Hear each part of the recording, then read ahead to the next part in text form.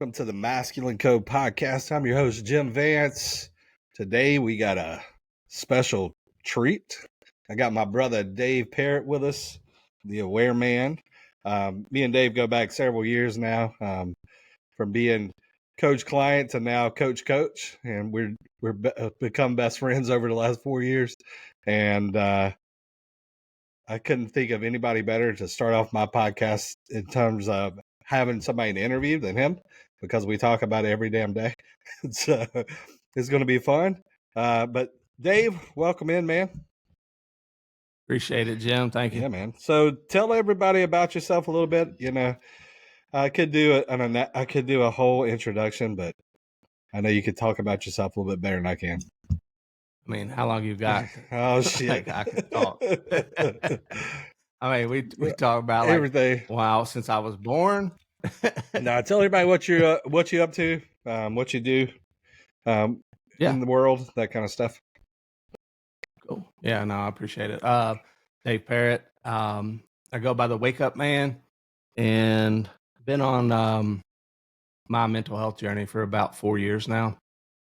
And I was very much that guy that did not thought I had it together. Mm-hmm. And I did in work area until I didn't.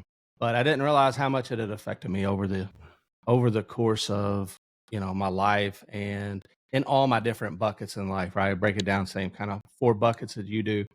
And in that, I just try to teach men to live their life different and by asking themselves different questions and getting excited when they fuck up. Like, that's my favorite thing in life, is to fuck up. And I know it sounds weird, but I really just condition and train my brain to say, what am I about to learn? Yeah, man. Like, that's my favorite fucking frame.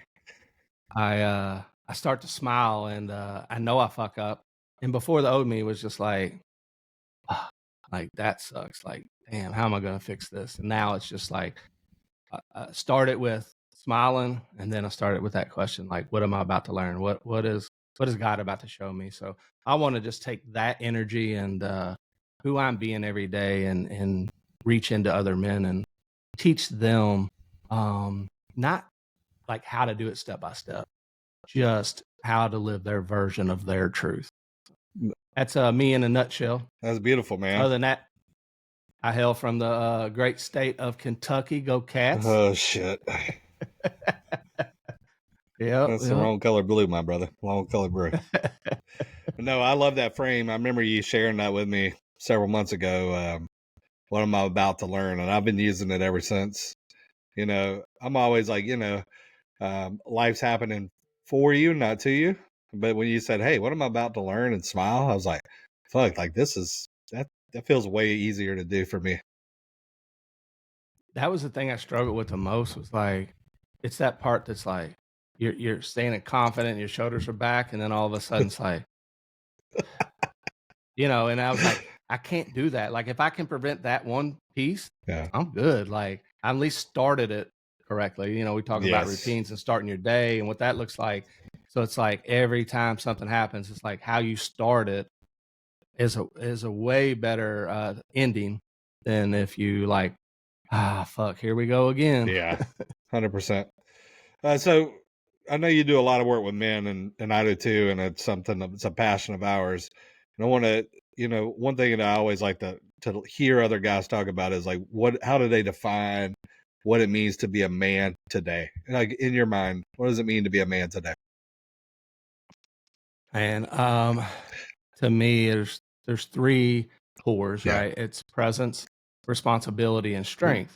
And I think that, to me, is my definition of masculinity. And I say this a lot. So are you an MMA guy? Yeah.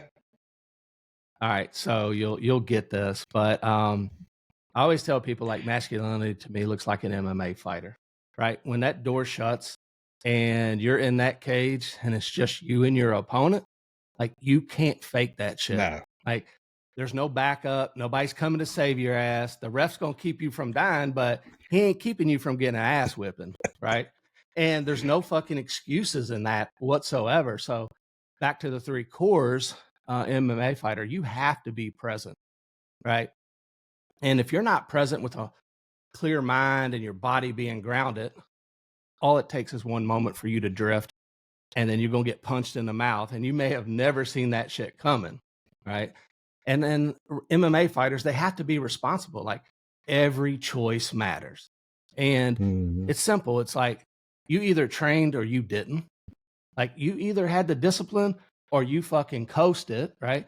And you get to show up with who you built. Like, you show up in that ring with the man you built, and you have no one else to blame. Yes. That shit's on you, right? And then the strong portion of a strength portion of an MMA fighter is this. It's like, it's not just in your fist, right? It's in your ability to take a fucking hit, right? Remain calm in the pressure, and then mid round adjust and then come back out fighting.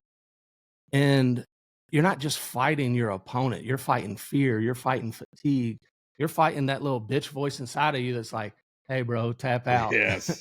But you don't, right? You don't, because masculinity isn't really about domination. It's about, like, holding your ground when it's easier just to fold, and knowing how to strike and when to submit, and taking all that pain and turning it into purpose, because that's the true fight. That's the true fire. That's the truth of when you become that, you only become that man really by stop avoiding the cage and just step right into it. So to me, that's really my version of masculinity.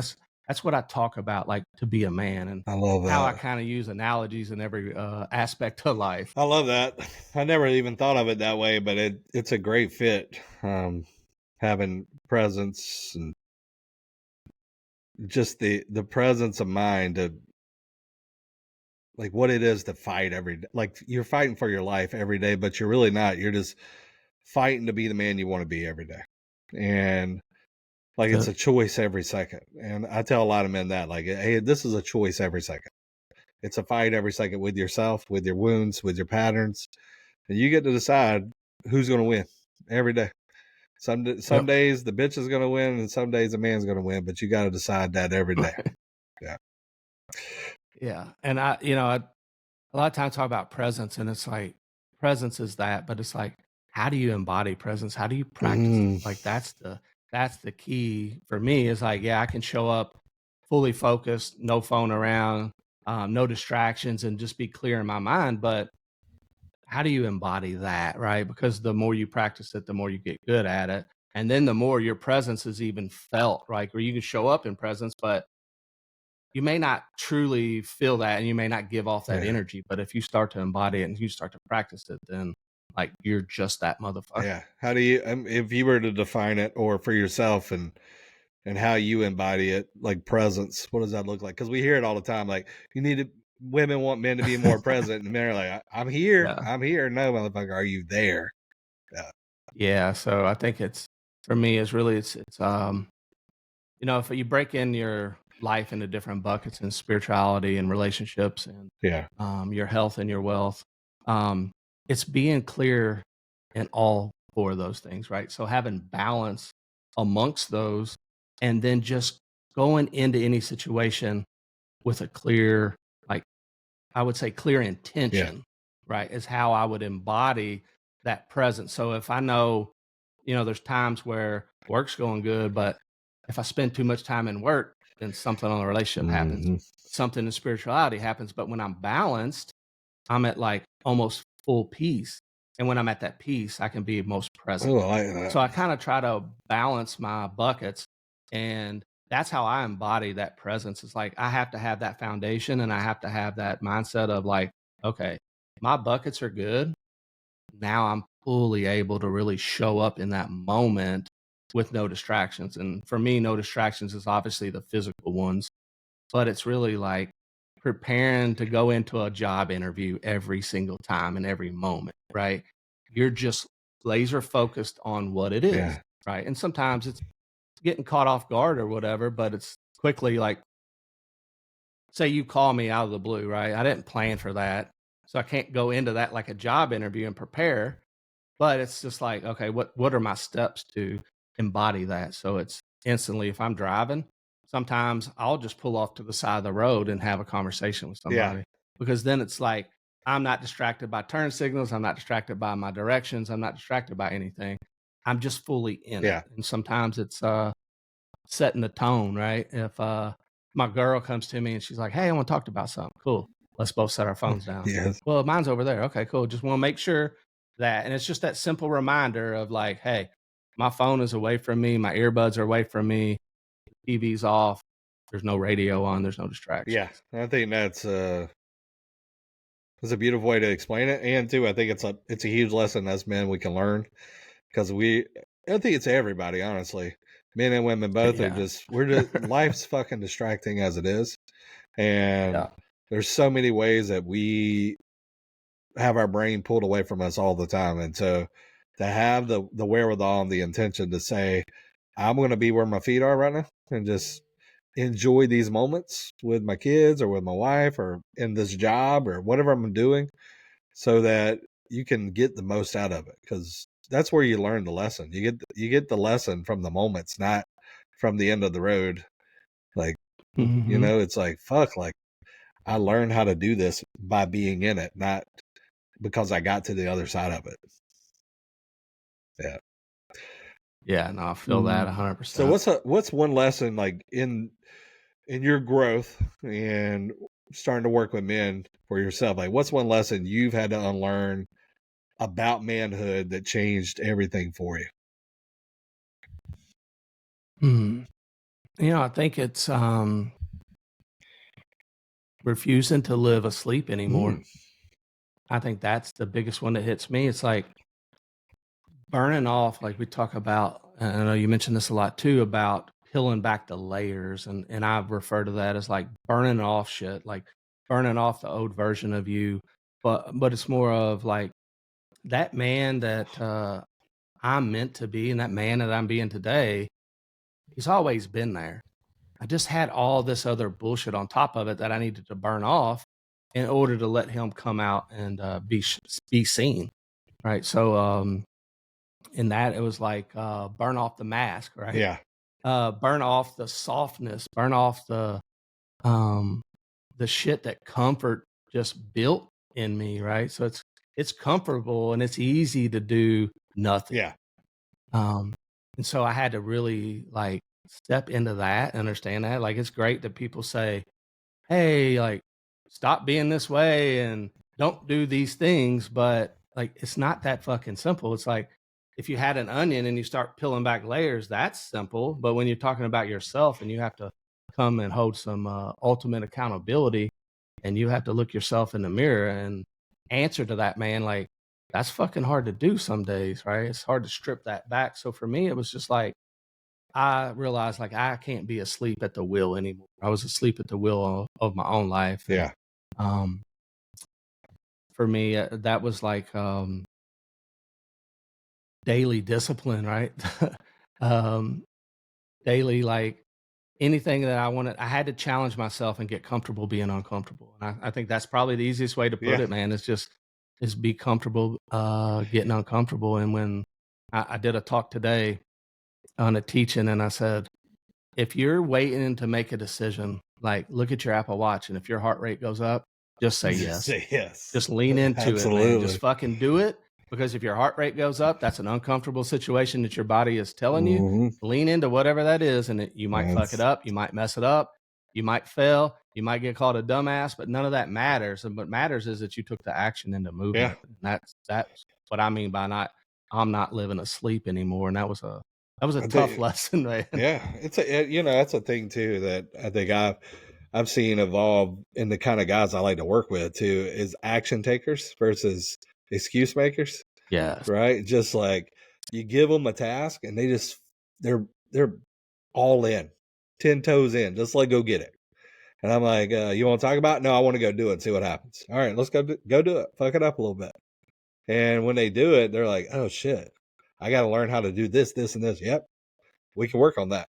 But I love that. They get excited, yeah. right? You can hear it in their energy and in their voice. It's like, man, I was scared as fuck, but like I jumped into it and this is what I found out. And they start smiling and they start opening up. And then it's like, yeah, celebrate that shit, man, because you get more of it, Yeah. right? That's why we play golf. Hey, you get that one good shot. and then you're hooked for life, right? And then you're spending fucking thousands of dollars on some clubs that ain't gonna make you no and better. yelling like a But because you made that one shot, like you love it. man. I stopped playing because it drove me crazy. I got to start playing again. My friends like, hey, we need to play golf. I'm like, man, that brings out a terrible side of me. You know, that's the only sport. It's probably the only thing in life. The less I do, the better I get. Yes. Like I went to Top Golf with a company event, and I hadn't played that much. I played once all year, and they had this little thing where you put it in different colors to hit the ball in different buckets. And man, I smoked it right off the bat and qualified for some tournament. And everyone was like, "Oh, I didn't know you played golf." I was like, "Hey, this is some bullshit. I don't know what's happening. They're just going in the hole, man. Like, you take me out on the course, I'm not gonna look like this." No, not at all. Like the more I play, the more those muscles aren't being used, Exactly. right? And then the more that shit comes Well, fucked up. So if same way in life, if- right? If you can sound real good, but the more somebody drills down into it and gets into that muscle memory, like you can't bullshit it. I mean, if it's Like, a it sport starts that to if fall I apart. drink and I get better, then I know that's a Right. problem. Beer That's a pong, problem. check. Pool, darts, Right. and golf. There we go. I get better. That means I was terrible Yeah. before. I was thinking too much. When you're thinking, what was a mistake that you made in relationship that taught you the most? And I'm talking like relationship with intimate partners and being a dad, that kind of stuff. What's a mistake you made that taught you the most?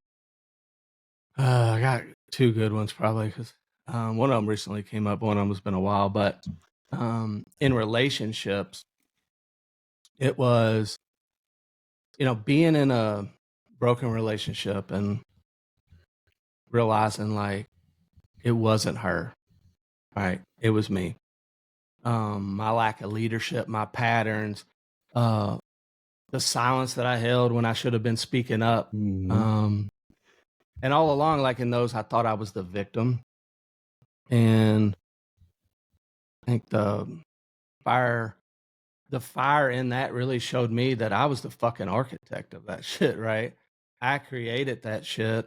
And, that's a very hard moment to realize, and it didn't even, but I'm so proud of myself for even getting there, Yeah. right? Because it's so easy to play the victim and it's so easy to be like, oh, that bitch is crazy and she got drama and all this. And it's hard to look into that and go, what's my part in this? Yeah.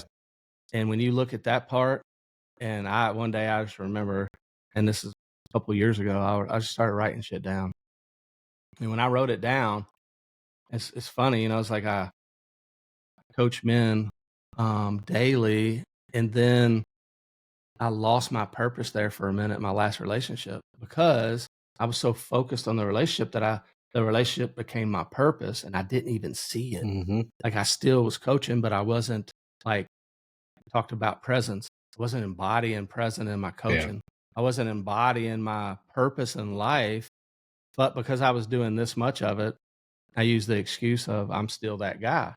But when I had to step back and look at that, like that was a hard fucking moment for me to go, wow, like you're in a relationship and you just let the relationship become your purpose and not your priority. And so understanding that difference, man, that's my biggest moment that I had to realize, like, and that tested me for sure, right? I can imagine. And then in fatherhood, I was married for 18 years, and my daughter is built, man, just like me. Like, there's a lot of me in her, and there's a lot of like healed me in her that I didn't have anything to do with. She just naturally did it, right? But in that, it is seeing the wounds of your past marriage in your kids. Right. So as a father, like that was like, oh fuck moment. Like I pride myself on being a good dad and always wanting to grow and love on my kids. And then when they say something that reminds you and triggers you of like what your ex-wife would say, and that's what my daughter did, I felt it, and I felt like, oh, like the fire come up in my soul, and I wanted to say it, and I backed down, and then that hurt. Like that hurt me, right? And I sit there, I remember crying and that shit, just being like, man, like I almost lashed out on her and something wasn't her Yeah. fault and she didn't have shit to do with. And then as I thought about it, I was like, you know what? What she said didn't even mean it like that. Like, it was the way I Yeah. felt, right? It was my shit. And like you talk about this a lot, is like the world just being an outside mirror of your inside mirror. And that hit me in that moment, was just like, I feel this way. She doesn't feel this way. She just And in talking. that moment, all I decided to do was change my attitude and my mindset. And all of a sudden, there wasn't no Yeah. problem. Like, she didn't even know I was triggered. She didn't know anything about this. She just thought we were having a normal conversation. It was something as simple as, I was sick. I had a stomach flu, stomach bug, whatever. I had some third world virus that I don't know if Montezuma's anybody's had. revenge on your ass. Yeah, I might be a little dramatic in that one too, but uh, in that sickness or whatever, all she said was like, "Hey, Dad, you're gonna need to bleach the bathroom and clean up everything," and it triggered me because I was like, that took me back to a place when I was married where I didn't feel seen, and I was triggered by that because I always had the story built up in my head that my ex-wife never loved me. She loved the money. And she didn't ever see me. And so she would come at me when I was sick or tired. And in that moment, as I journaled about this, and this was just like 2 weeks ago, journaled about this and was like, hey, I never allowed her that opportunity. I didn't do any check-ins with her to go, are you good? I'm good. Are we good? All I did was work, work, work. I grind, grind, grind. So the only time she had to talk to me about to get shit done was when I was tired or sick. Yeah. So I created the very problem that I put onto her and called it her issue and not mine. And then when I recognized all this, like, I didn't recognize all this truthfully. Like, I had worked through a lot of that and I took accountability of my part. But the part that was missing was that I created that scenario. And then I created the bullshit that went on to my ex-wife. And then I almost tried to do it with my daughter. And when I was able to pause and go, who am I being? Yeah. Who am I reflecting back to myself? It changed. And in that, I was able to see this beautiful truth of where I fucked up. And that's when I smiled and was like, I'm about to learn some shit today. And I did. I learned it. Like, I created that problem, right? I created it by grinding. I created it by lack of leadership. I created it by not asking her and giving her a voice to say, hey, what needs to be done today, babe? What needs to be done next week? Like, let's talk about this. How are you feeling? Like, I didn't give her that space. So she got it when she could. Yeah. And that just happened to be when I wasn't grinding. And I did not like that shit because I questioned it. Like, what? Why are you coming at me, girl? I just been working 18 hours. Nobody gives a fuck about how long you work, Exactly. you know, about connection. No, I think that's beautiful, man. Like, when you recognize like the shit in you and how you portrayed that onto the relationship. And I know my fatherhood thing is, I had a mentor probably 10, 11, 12 years ago. And he's a psychologist, and he told me, he's like, the way you decide to love yourself moving forward is how your kids are going to choose love in their lives. And when he told me that, it fucked me up because I'm like, I don't really like this guy. He's like, well, you better get to work. I was like, yeah. And Yeah. so that was one moment where I was like, okay, I got to change how I'm showing up, because I love being a dad. I know you do too. Like, I think it's one of my favorite things I do on the planet. But I wanted to be a dad that didn't kill my kids in the future. So I wanted to show them what it felt like to be a man that could love themselves completely and give them the power to choose love that was complete for them. So it's crazy how your wounds play so much into how you parent and how you relate and all that. And a lot of us are so asleep, but we blame our kids for being a certain way, and we blame our wives or our partners for being a certain way, and we never take accountability for it, how we're being with them and what we're doing is creating. And you talked a lot about like taking action and being in action, and I think that's a great example of being in a relationship and being a dad. It's, are you the example of the thing that you want your relationship to be with your kids and with your wife? Are you doing it every day? If you're not, then why not? Yeah. I see a lot of men that they have different expectations of their kids than they do of themselves. Yes. Like they will say, I demand this, I demand respect, I demand trust, I demand loyalty, I demand all these things, but they don't demand that of themselves. And that's just such a disservice to your kids. Like it's fucking horrible on you, but it's like as much as it's fucking you up by not realizing that in yourself, like you demanding something of somebody that you're not willing to take on yourself, like how fucked up is that in general? Like what does that cause your kids to look like in the It future? destroys You know, what relationships too. trauma? Like I think Yeah. that's one thing I've learned working with lots of people is that's one thing that kills a lot of relationships is one partner has an expectation they want the other partner to meet, but that partner will not show up for it. And they're like, I need you to be this for me, but I'm not going to be this for you. And I'm like, that's not going to work. That's not going to work. I need this is a two-way street, not a one-way street here. We got to make this go back and forth. And when seeing that happen, because it puts those unrealistic expectations on people and resentment starts to flow from it big time.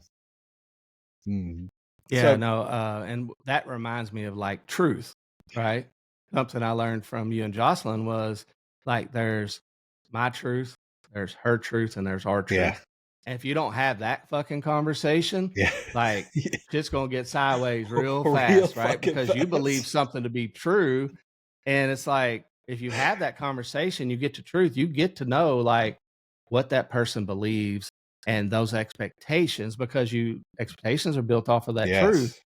And so if you have that conversation and then you can combine the two to our truth, like that shit, it doesn't fix everything, right? It doesn't make everything like rainbow and unicorns, but it's a good It fucking start. That's helps for so sure. much to get on the same page. Yeah. Like number one, to hear where they're coming from and they can hear where you're coming from. And then like, hey, where do we want to go together? Because that's a relationship 101. Like most people just come in, I want it my way. And she's like, I want it my way. And they're just pulling at each other. It's like, all right, how do we get our way together? What's our way? Yeah, man, I talked about this not too long ago with you. I think is you were doing something about goals and visions, and in that I was like, okay, well, what would it look like if I created a relationship vision? Like I create a vision and a goal in my work and my personal life or gym or whatever. You do all these things and create this. People create vision boards all the time, but in their marriage and their relationship, they don't create a vision. So like me and Susan recently sat down and went over that exercise and was like, what does the vision of our relationship, what do you want it to look like? And who do you need to be in order for that vision to be true? And then I did the same shit. And then we just sit down and combined it into one beautiful ass statement. And it's something like that. I was like, you know what? We should print this motherfucker out and hang it as our first one.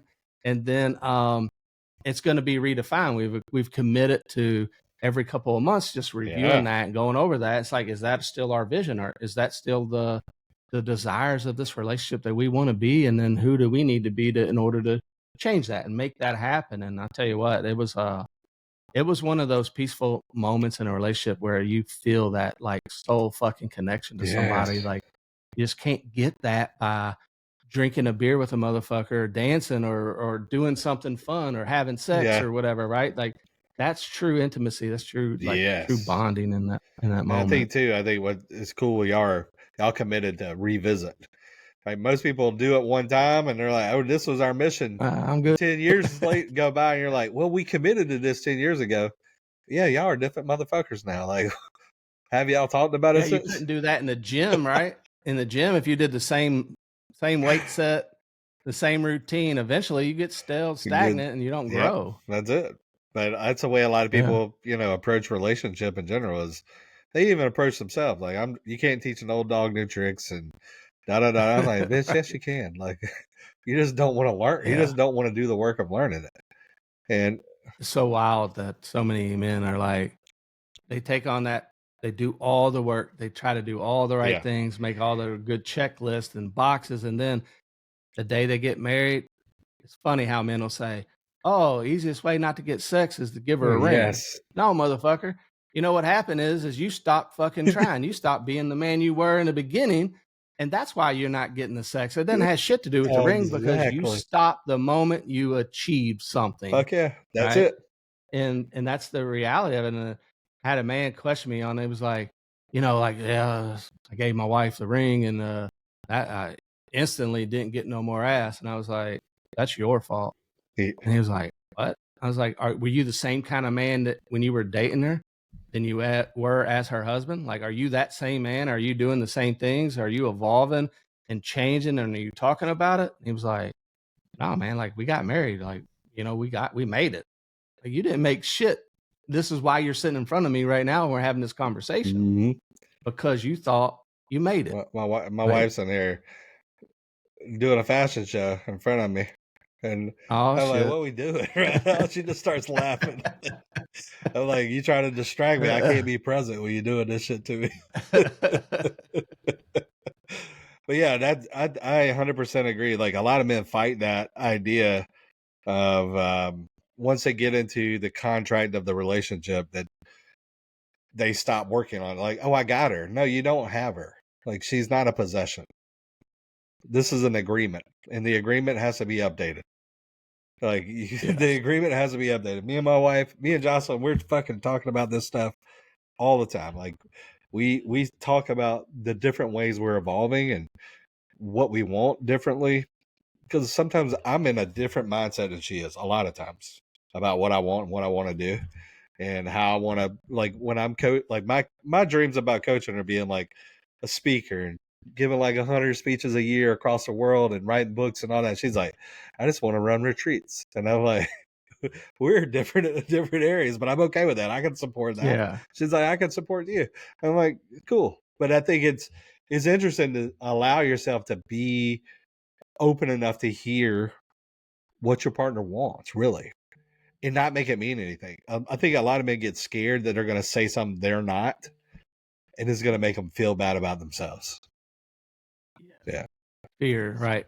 I was talking about that fear and avoidance, like the two biggest things in life that keep us stuck, that keep us from embodying presence or from even growing. Yeah. I think that is the fear and avoidance. You can just look into anything in life and like it's not going well. There's one of them Oh, showing up. 100%. Wherever the thing, the quote, I think Marianne Williamson said it was like, wherever there's fear, there isn't love. Love's not present.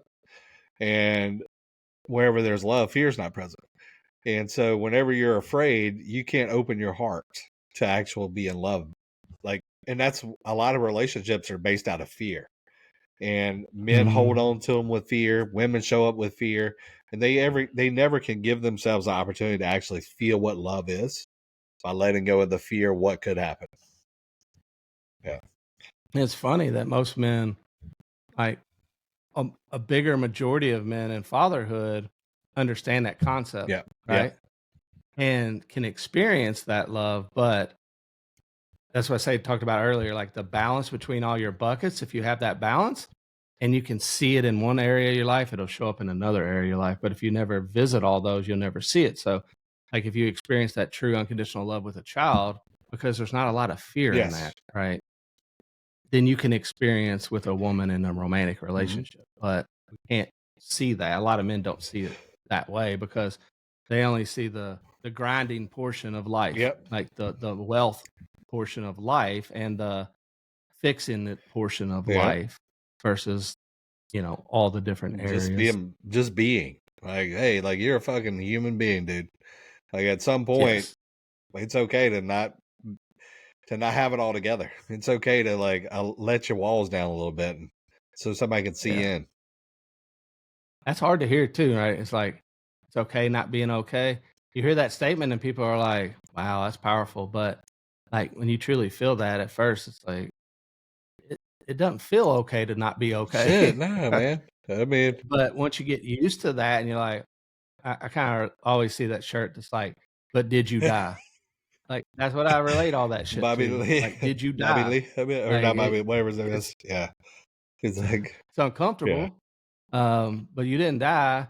And most of the time, like you come out on the other side of that, and it's like, oh, that was a cool experience. 100%. Like there's time when I had anxiety, I didn't want to go out a lot of times and be social. The motherfucker would drag me out, and then I would get out and I'd be the life of the party and I have the best time ever. And it's like, fuck, it's no different in your internal struggles. Yeah, Like drag that motherfucker of yourself out of you. that was me. Like I used to be, I'm really attuned to my emotions a good bit, but I used to just be that with women, and I was scared to be with men that way. But the more I practice it, it's probably the best thing. It's better than being that way with women. And like in my group, sometime I'll get on there and just cry for 20 minutes, and like telling a story, and it's the best shit I've ever done. I'm sitting there like, golly, man, I feel so much better. And I worked through so much stuff, and I didn't even do anything but get it out of me. Yeah, I can't tell how many times I cry because you're crying. Like, and other motherfuckers in there are crying too. And I'm like, man, just because it makes you reflect, it makes you think about stuff. And when you feel another man's pain, like that's something that's sacred. And for me, for a long time, man, I would shy away from them type of men. Yes. Like you get the quietest man, the strongest man in the room. That's the last motherfucker I'm talking to. I went after the loud, talkative motherfuckers that didn't know theirself, and I got caught up in their chaos and their bullshit and snap. Now, after like doing the work and working with other men, like I seek out that quiet motherfucker, that his energy is just like, I'm here. Like, I don't need you to come over and talk to me, but now I'm going to talk to you because that's the motherfucker I want to surround myself with. Because he's paying attention. He's observing. He's got some shit to talk about. Right. Yeah. I love that. Either he about to kill every motherfucker in the room, or he's really thinking about some shit. But a quick conversation, you're going to find out. Right? Real fucking quick. Either way, I want to talk to him. If he's going to kill everybody, I want to be right beside him. Hey, don't kill me, man. I'm good. All right. Where's my out at? Exactly. What's one daily non-negotiable practice that you do that keeps you grounded and integrity with yourself? Put my phone up before I go to bed, and I put it up. When I say put it up, I put it over here. Yeah. And my bed's over there. Okay. Right. So, right now I just have a office in the bedroom, but so often like I would start my day with chaos and just scrolling and just bullshit that I didn't think was hurting anything. And as I started looking into routines, it hit me like how you start your day is probably the most important thing of my life. And I want to start it on my journey in my way, not somebody else's. I don't want to see a TikTok or a Facebook post or get fired up or get emotional or get whatever. Like I want that to be me. I want myself to lead that moment when I wake up. So that non-negotiable for me really is just putting that phone on the other side of the room, turn the ringer up. And when it goes off, I know to get up. I have a glass of water, a bottle of water that's sitting right by it. I chug it, and then I go about my day. But my phone stays there for at least the first hour, if not longer. I like it. That right now is the biggest non-negotiable for me. That's a good one right there. And mine would be, it's similar. I read. When I first thing in the morning, I drink water and I drink my coffee and I read every morning. Just to get into my brain, like what am I I just want to grow a little bit when I first wake up. And from there, then I can go into everything else. I'm good. Like I kind of fill my bucket up. I'll read, I'll journal, and I get on about my business. And I go work out. I have an extended morning, but I've been taking my son, which has been fun. That's been my new non-negotiable. It's kind of kept me in integrity because he's keeping me in integrity. He's like, every day he texts me at a certain time. We working out in the morning? Yeah. I'm like, yes, we awesome. Are. And this morning he was like, we working out. I was like, do you want to? He goes, I'm not feeling it today. We did legs yesterday. He looked like a baby giraffe walking out of there. He was talking so much shit, and he was like, oh yeah, I get these legs. And then he got in the truck and I dropped him off, and he went to step out of the truck and he about fell on his face. His legs had locked up on him. I was like, Next time you gonna roll out of that bitch. Well, I feel that, man. I never got humbled so quick in my life when I'd gone to the gym, and I mean, I used to be a beast in the gym and spend 2 hours working out, and then I would play ball with a bunch of young college kids for about 3 hours. So I mean, I had a 5-hour routine of working out every single fucking day, and they were reconditioning the gym floor, and so I was like, man, I really like so used to the cardio and shit. Like I need to find something. So I looked on the list, and they had this thing called body pump, and I was Oh like, shit. that sounds like cardio. So I get in there, it's all women, and they were like, I turned around, I was like, yeah, I don't think I belong here. And they were like, no, come on, we never had no men join us. This will be fun. It's like, grab a bar and some weights. So I look around, and everybody has one of them curl bars, and they had all the women had 2.5 pounds on each side. And I was like, I try and be tough, feed my ego. And I put 20 on each side because I'm like, that's only 50 pounds. Like, we ain't talking about a lot. So we get into this, and I don't know if you've ever been to body pump or heard of it, but it is just a ton of repetition. Like, and it went on for an hour, dog. And I was like 20 minutes into it that we went through 2 sets, and I'm like, and it's like squats with it and all kinds of leg movements and just full body movements. Also, you're doing uh like curls and presses and like all kinds of shit I ain't never even done with a bar before. And they got to 2, and I'm like, oh, this is over with. And they were like, breathe.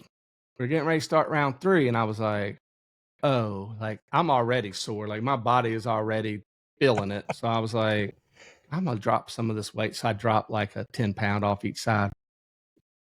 And then 10 minutes into that, they get to another one. And I'm like, when's this motherfucker going to be over with?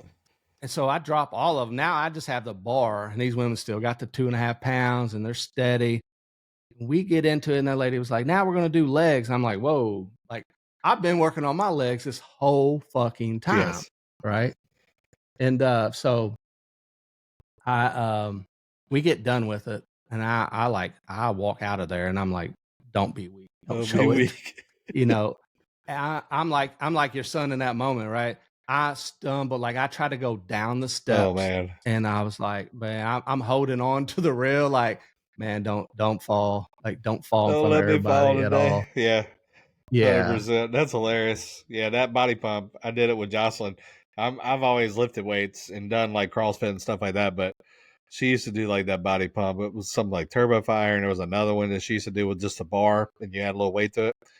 And every now and then I would do that. I'm like, man, fuck this. This is not my jam. Bro, I couldn't even sit on the toilet for 2 days after that shit. No, yeah, not I was at all. like, I wasn't used to legs, but I talked all the shit. I talked all the shit when I went into that room, and then so I feel your son on that one, man. That's a humbling experience. He ain't gonna forget next leg day. He gonna be like, all right, yep. I'm just gonna get after it. I ain't gonna talk shit no more. Because he talked shit on me because I'm old. I got no ligaments in my left knee. But I told him, I was like, I don't know if I'm going to be able to do much weight today. And he goes, yeah, you're old. And then I kept adding weight. He goes, I thought you weren't going to do any weight. I was like, yeah, that's what old men do.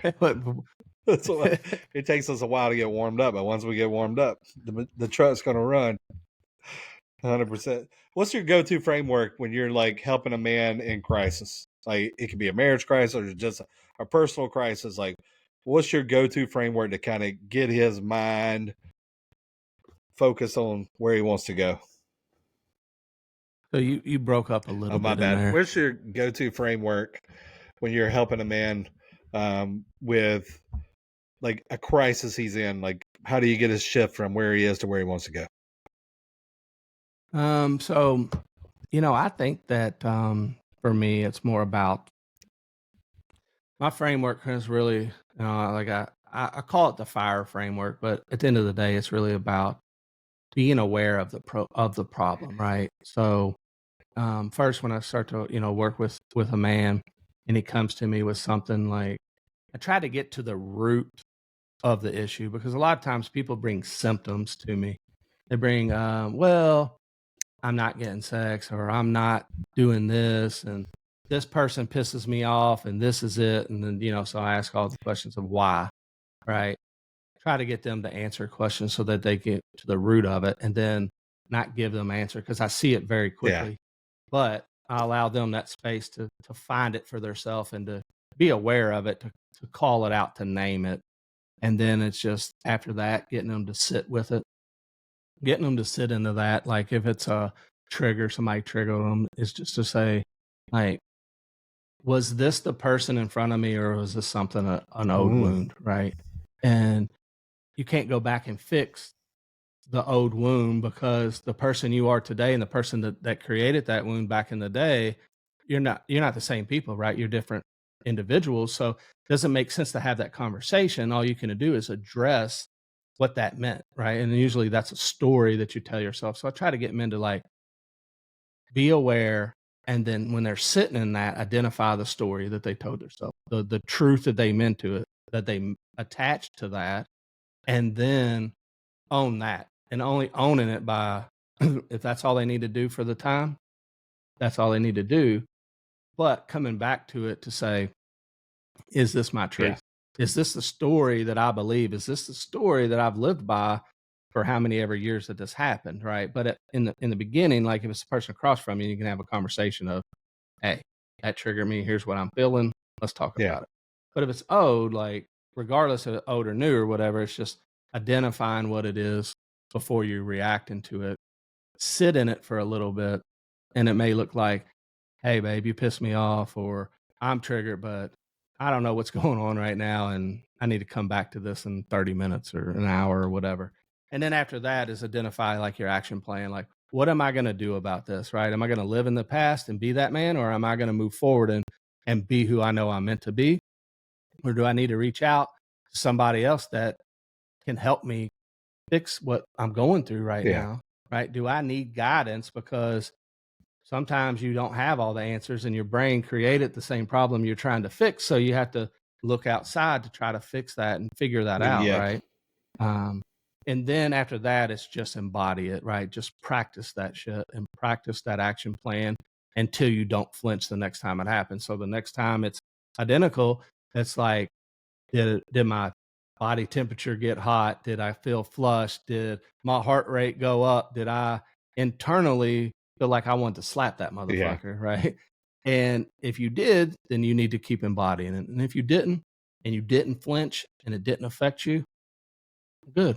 Let's peel back another layer and go on to something that does. I love it. And that's the framework that I kind of use for myself and for other men. I love it. That's beautiful. Like just to have that opportunity for men to identify what's going on, sit in what's going on, and apply what they learn to future self. Like it's a beautiful way to be, because a lot of men are just trying to get away from it. They don't sit in it long enough, and they can't get what they need. They can't get the medicine. Honestly, they can't get the medicine. The medicine is what heals you. It's not any like this. It's an awareness is what heals you. It's not like, oh, I go back and I reparented myself and I did. No, you didn't. Like the waking up is what wakes you up, and it's what gets you to the next level. You can't, if you're just avoiding it all the time, you're never going to see it, and you'll never change anything.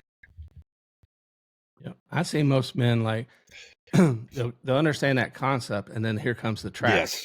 They start to name it, and then they don't do shit about it after that. Like they might sit in the tension and go, well, I named it, and here's my emotion that I felt. But then it's like the steps that they miss are the embodiment of it and the practicing of it, or even worse, because they can't do it because they're trying to embody, and we talked about this earlier, they're trying to embody everything on the entire planet. Every motivational quote they fucking hear, every fucking speech they hear, podcast, all this shit. They're like, oh, I'm gonna apply this and I'm gonna apply this and I'm gonna apply this. Well, motherfucker, you ain't built to apply 50 things a day. Like you don't have it in you. There's no human that has them in them to apply every fucking thing that we hear. If we're on, like if we're reading about mental health, or we're working on it, or we're working, in a men's group or whatever, like you can't possibly apply everything. So stop. Like that's the trap. And it's a trap as we start to heal, we get in this mindset of like, oh, I know what that is. I'm good. Like, no, the fuck you don't. Mm-mm. Like, you don't know what that is because you didn't embody it. And until you embody it, you're going to continue to flinch every single time it happens. Absolutely. So I always encourage men like to watch for the trap. Like, great, you did the work. You need to celebrate that shit. That's very important. But watch for the trap of trying to absorb too much and not just pay attention to what you're flinching at on a daily basis. 100%. Like, I think that's probably the best thing that I could talk to about guys is you're not going to learn it all today. You're just not. And I've practiced all the time still, and I know a lot about a lot. And but if I find something like I want to try this out because I don't know if I can do this, but I'll tell Jocelyn, hey, I'm about to practice some stuff in the next few weeks. And she's like, what do you mean? I was like, I'm about to practice some new shit I'm learning. I want to see if I can work on it and embody it. I was like, I'm probably gonna fuck it up. So if I fuck it up, just say, hey, show me where I fucked up. Don't get mad at me. I'm just trying some new shit. Because a lot of men are just afraid to try because they're afraid that they're gonna get judged. Love's gonna be taken away, or they're gonna feel bad about themselves. But man, like when you get on this journey, the peace comes in the practice because it's like I can practice this to a point where I get so good at it that no matter the circumstance, I just go into that mode. I'm there. And like, I don't have to think. I just move. And it's a beautiful space. Yeah. That's where clarity comes too. You know, I used to be like, well, I'm going to wait for clarity and then I'm going to move. And it's like, no, like clarity moves after the action is implemented, right? When you start to move and you take that action, you get uncomfortable and then you start to get what you said, peace. That's your clarity, right? That's the moment that you're like, all right, now I'm fully aware of everything, right? So there's different layers of awareness. I believe there's that awareness at the beginning. It's like, oh shit, what is this? And then there's the awareness in the tension. There's awareness in the action, and there's an awareness in the embodiment, and there's also that awareness of, did I flinch when that shit happened? That's legit. All right, we're coming close to time. I got one more question. I'd like to. All right. I think it's important, and I think it'll be I want to hear what you got to say. So, shit. I heard this before, and I thought it was so just poignant to hear what the response was to it. So I want to do it on mine. Imagine you're in a space 50 years from now, and everything that Dave Parrott has ever created is non-existent. Non-existent. What's the one piece of advice that you would want to leave to people that would stay forever?